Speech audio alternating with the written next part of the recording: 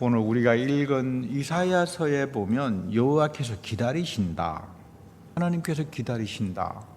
곰곰이 생각해 보면 쉽지 않은 말씀이에요.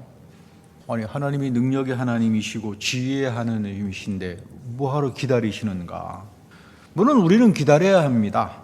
능력도 없고 연약하기 때문에 기다려야 되겠죠. 제가 가지고 싶고 하지만 지금 갖지 못하니까 돈을 벌 때까지는 기다려야 합니다. 우리 인생이라고 하는 건 제한되어 있고 기다리게 돼 있어요. 부득불 기다릴 수밖에 없는 게 나약한 인간의 우리의 모습인데, 그런데 하나님은 그렇지 않으신 분인데 왜 기다리셔야 하나? 우리가 성경을 읽으면서 우리가 중요하게 보는 게, 성경은 우리가 가지고 있는 일반적인 생각하고는 전혀 다르다. 이거부터 알아야 됩니다. 인간주의식으로 접근하기 때문에 말씀의 신비에 접근이 안 되는 거예요. 이사야는 인간의 기다림과 하나님의 기다림을 전혀 다르게 말합니다. 기다리는 이유가 너희에게 은혜를 베풀려고 기다리신다. 그리고 너희를 긍휼히 여기기 때문에 기다리신다. 그리고 마지막에는 하나님이 정의로우신 분이다. 굉장히 중요하죠. 왜 우리가 하나님을 기다리고 또 하나님이 내가 기다리길 원하시는가? 하나님이 공의로우신 분이니까 내가 억울한 일을 당하고 많은 여러 가지 우겨싸다짐을 당하더라도 하나님이 종국의 모든 것들을 다 심판하고 새롭게 하실 거다. 하나님은 그래서 우리를 기다리신다, 이렇게 말합니다. 그러니까 기다린다라고 하는 것은 은사예요. 성령이 내 마음밭 가운데에 열어주실 때 하나님이 나를 기다리시는구나. 하나님이 나를 기다리시면 나도 기다릴 수가 있죠. 그렇잖아요. 이걸 가리켜서 사도 바울은 소망의 은사라고 말합니다. 여러분, 믿음, 소망, 사랑이라고 하는 게 세상에서 말하는 믿음과 소망과 사랑하고 전혀 달라요.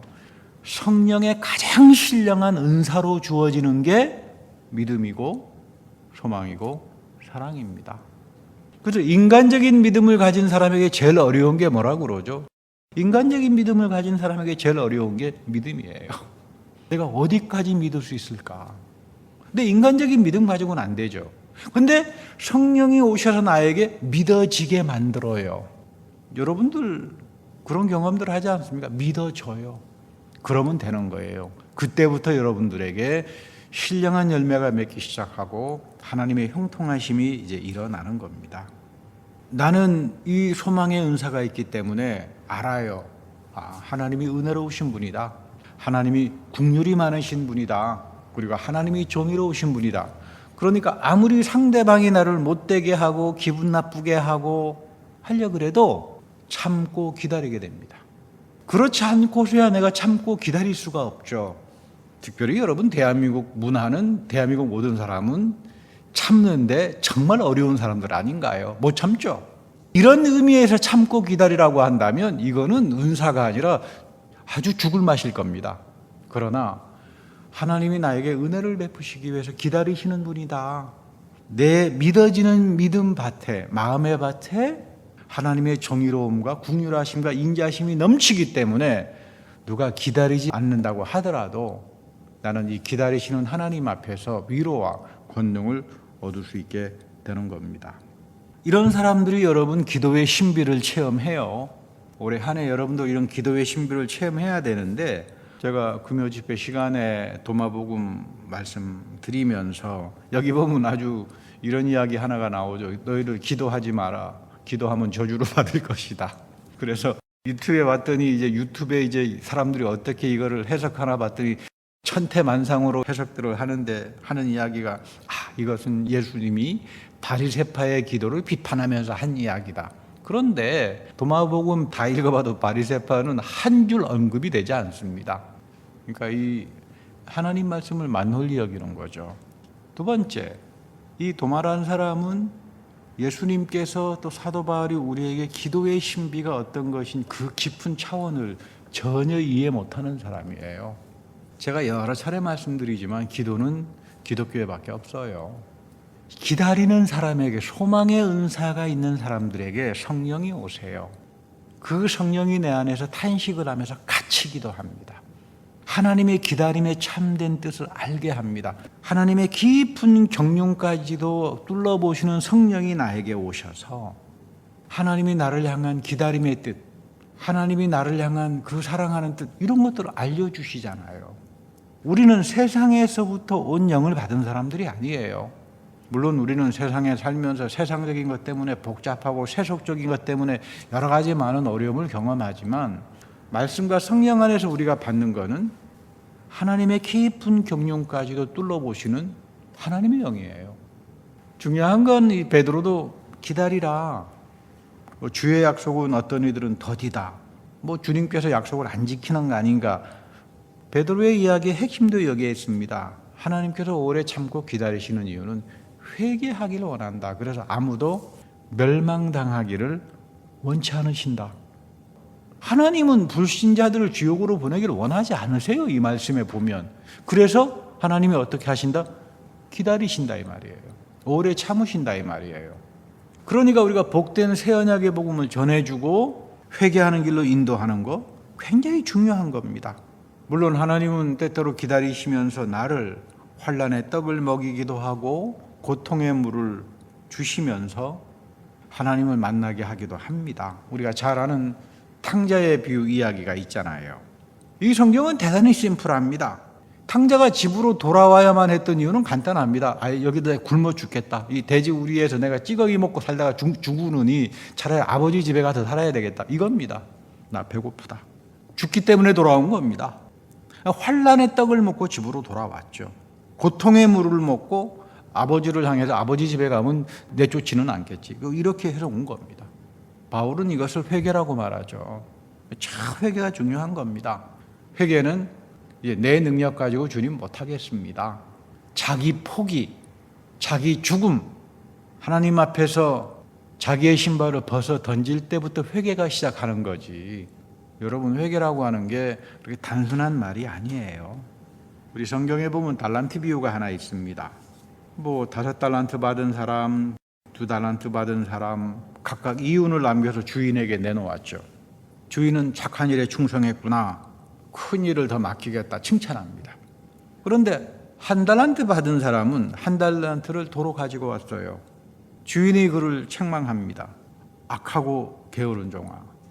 근데 지금 이 달란트 받은 사람이 저에게도 5달란트 받았으면 저도 이윤을 남기지 않았겠습니까? 예수님 1달란트 까먹지 않은 것만 해도 다행으로 생각하십시오. 아마 이렇게 생각했는지는 모르겠는데 아마 요즘 사람들은 그렇게 생각했겠죠. 근데 지금 이야기의 포인트는 거기에 있지 않아요.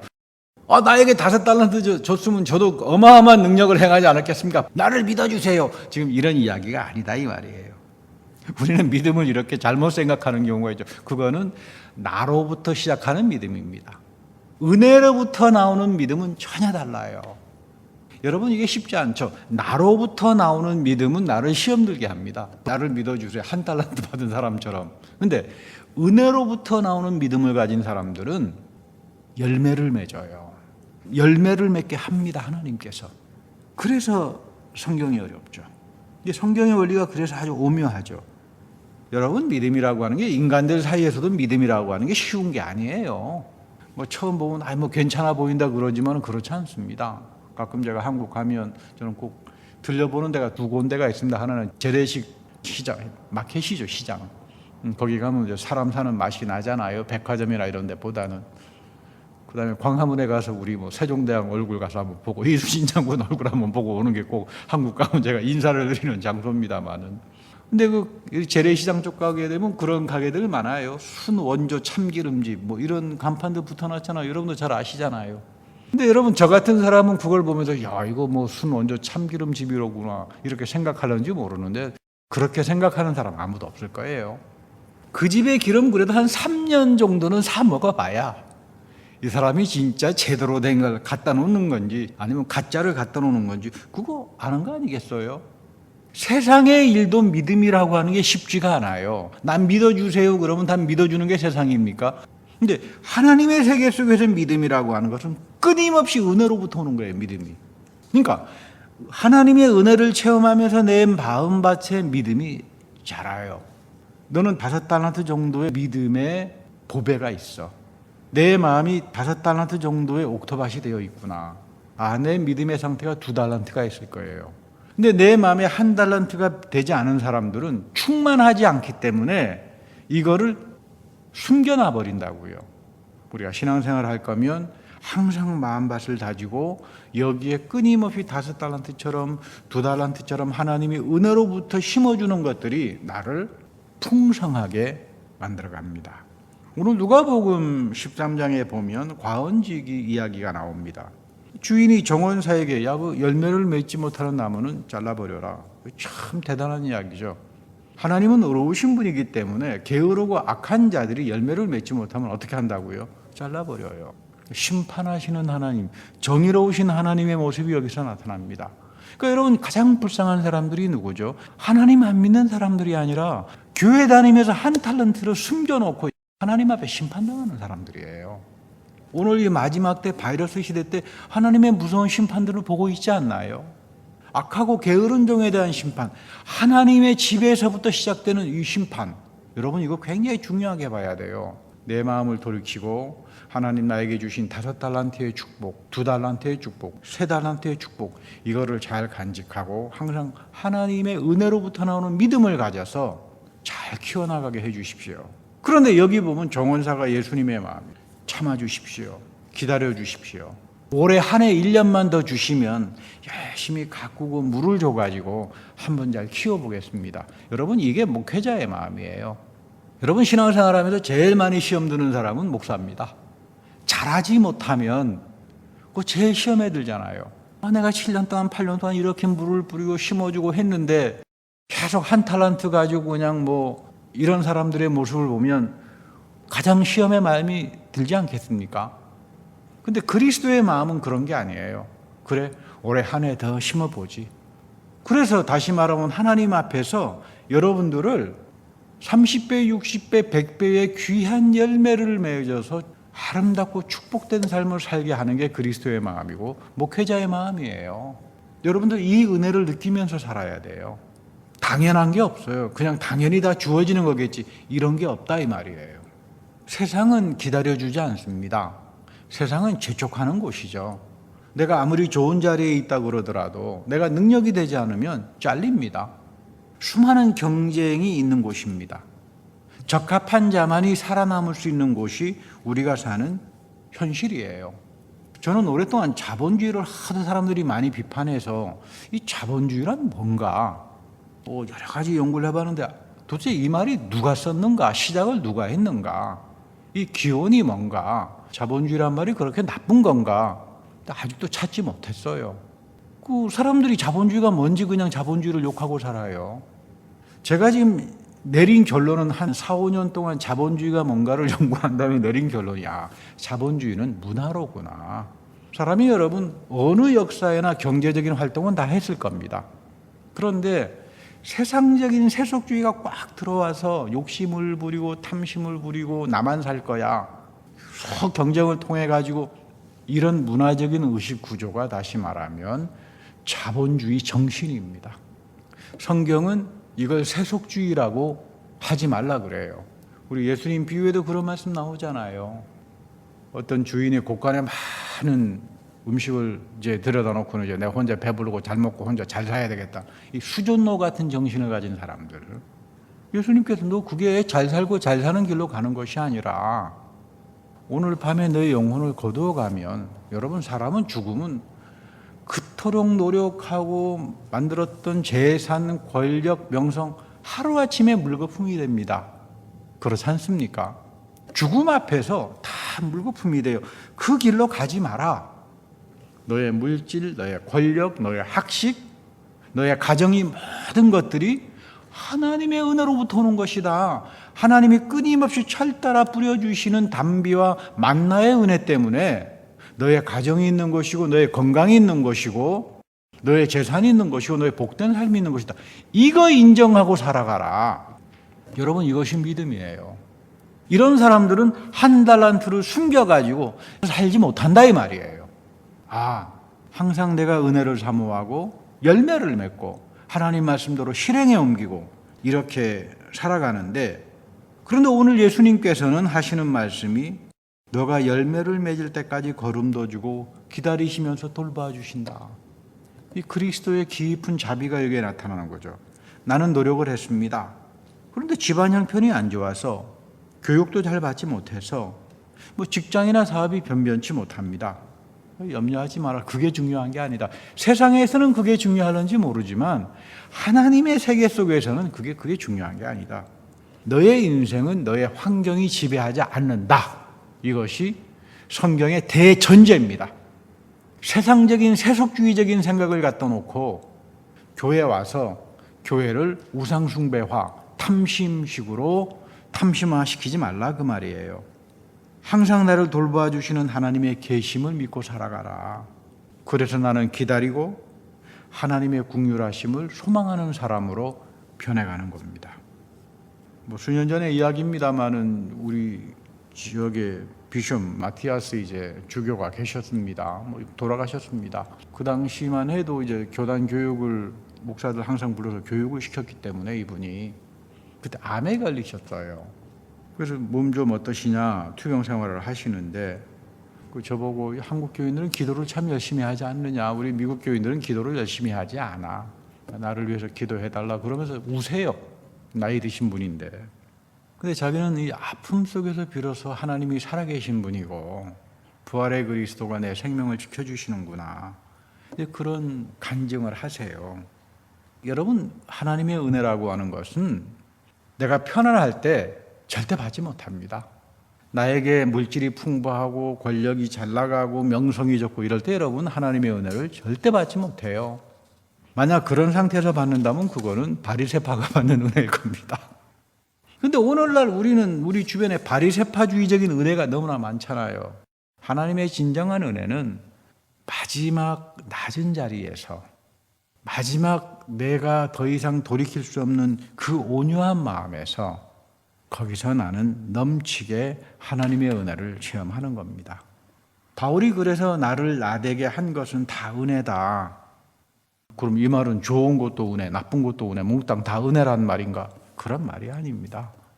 바울에게 억울한 일이 참 많았잖아요. 바울도 사람인데 속도 상하고 화도 났을 것이고 욱해가지고 욕도 나오지 않았겠습니까? 우리 성경 말씀에는 점잖게 번역했지만 영어로 읽어보면 어떤데 막 감정이 북받쳐가지고요, 막 씩씩거리는 그런 누앙스를 느낄 때도 있어요. 사람인데요. 얼마나 억울하고 기분 나쁜 일들이 많았겠어요, 바울에게. 그런데 바울은 모든 범사를 어디서 해결했나 하면 그리스도의 십자가에 나타난 하나님의 용서의 은혜, 그리고 부활의 생명이 자기의 삶 속에, 자기의 영 속에 터져나오면서 모든 것들을 영적으로 소화할 줄 알았던 사람이에요. 여러분, 이거 참 중요합니다. 영적으로 소화할 줄 알아야 돼요. 올해 한 해 여러분들에게 수많은 일들이 벌어질 겁니다. 세상이 흉흉합니다. 그런데 영적으로 하나님의 은혜 안에서 소화할 줄 아는 사람들, 이런 사람들에게 모든 것들이 합력하여서 하나님의 선하심이 드러나고 내가 나된 것은 하나님의 은혜다라고 하는 이 사도 바울의 축복의 고백이 여러분들의 축복이 되기를 간절히 바랍니다. 어느 목사님이 설교에서 재미있는 말씀을 하시더라고. 자기 교회 여집사님이 간증을 했대요. 어떻게 하면 남편을 다루는가. 자기가 체득했답니다. 남편 다루는 방법을. 요즘 보니까 반려견들, 강아지 세계의 대통령이 있다면서요. 강아지들을 기가 막히게 온순하게 다룬대요, 이 사람이. 그래서 자기가 TV 드라마를 빠지지 않고 보면서 중요한 부분을 다 체크했대요. 월월을 지끄는 과격한 개를 보면서 내 남편이 화딱지가 나면 저 상태가 저렇게 되지, 저럴 때 어떻게 다스리는가. 아무튼 그걸 한 10가지 이 노하우를 이렇게 체크리스트 해가지고 교회에서 간증을 하더랍니다. 하나님은 여러분들을 그렇게 다스리지 않아요.